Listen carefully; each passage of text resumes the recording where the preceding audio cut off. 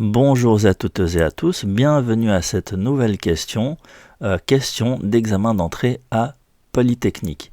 Alors, la question est la suivante, déterminez toutes les valeurs réelles de m pour lesquelles m plus 3 fois x carré, moins 2 fois 3m plus 1, x plus m plus 3 plus grand ou égal à 0. Lorsqu'un polynôme du second degré, c'est-à-dire un polynôme de type ax carré plus bx plus c, doit être plus grand ou égal à 0, il y a deux conditions à respecter. La première, c'est que le coefficient en a, donc le terme en a, doit être plus grand que 0. En effet, si le terme en a est plus grand que 0, eh bien la parabole est tournée vers le haut. Prenons le cas de y égale x carré.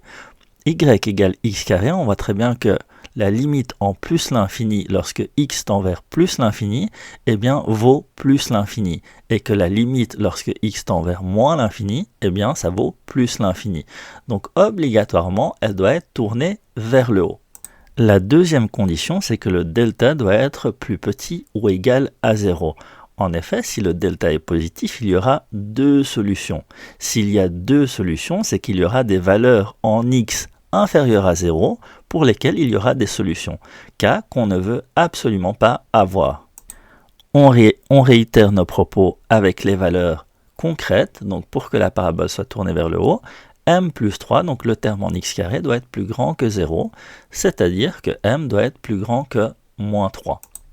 Cas particulier, si m égale moins 3, eh bien le polynôme du second degré devient un polynôme du premier degré, une équation du premier degré. Et par conséquent, f de x, donc on remplace les m par moins 3, ça devient moins 2 fois, entre parenthèses, moins 9 plus 1, fois x, qui équivaut à 16x. Donc f de x vaut 16x.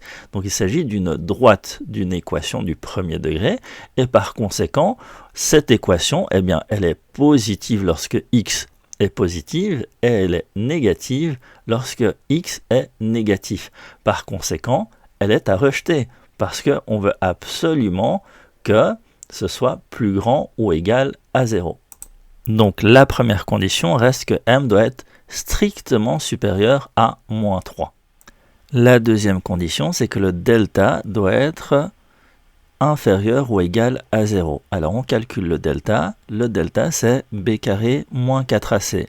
Alors, c'est égal à moins 2, donc b carré, c'est moins 2 fois 3m plus 1, donc moins 2 fois 3m plus 1 au carré pour le b carré, moins 4, le a c'est m plus 3, donc fois m plus 3, et le c c'est aussi m plus 3, donc fois m plus 3. Ce qui nous donne 4 fois 3m plus 1 au carré, fois moins 4 fois m plus 3 au carré. On met le 4 en évidence, ce qui nous donne 4 3m plus 1 au carré, moins m plus 3 au carré. On voit qu'on a affaire à du a carré moins b carré. Donc ça nous donne 4 fois 3m plus 1 plus m plus 3 fois 3m plus 1 moins m moins 3. Donc a plus b fois a moins b. Ce qui nous donne 4 fois 4m plus 4 fois 2m moins 2.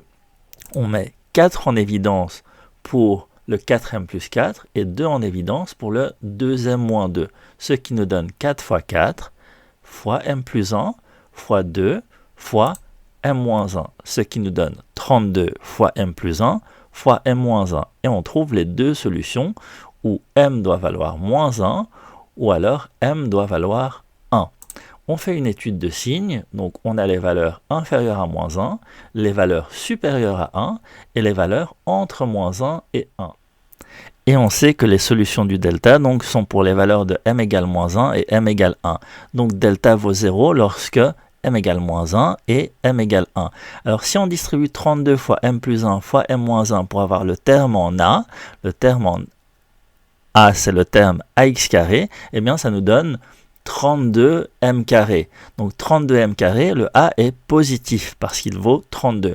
Par conséquent, la parabole est tournée vers le haut. Si elle est tournée vers le haut, lorsque limite de m tend vers plus l'infini, eh bien c'est positif. Lorsque limite de m tend vers moins l'infini, c'est positif. Par conséquent, la fonction 32 fois m plus 1 fois m moins 1, c'est-à-dire le delta, est positif à l'extérieur des solutions moins 1 et 1 et est négatif entre les deux solutions moins 1 et 1. Il s'agit en fait du graphe qu'on avait vu, donc une parabole tournée vers le haut avec deux solutions et elle est négative entre les deux solutions. Elle est négative entre les deux solutions. Par conséquent, eh bien, la réunion des solutions, c'est que m doit être compris entre moins 1 et 1, moins 1 et 1 étant compris. Et on a une deuxième condition à respecter qui était m plus grand que moins 3, qui va absolument rien changer, puisque m, s'il est compris entre moins 1 et 1, eh bien, il est automatiquement plus grand que moins 3. Par conséquent, la solution finale, m doit appartenir à moins 1 et 1 compris. Voilà, ce sera tout pour cette question. On a la solution finale. Abonnez-vous et likez si le contenu vous a plu et je vous dis à très bientôt pour une prochaine vidéo.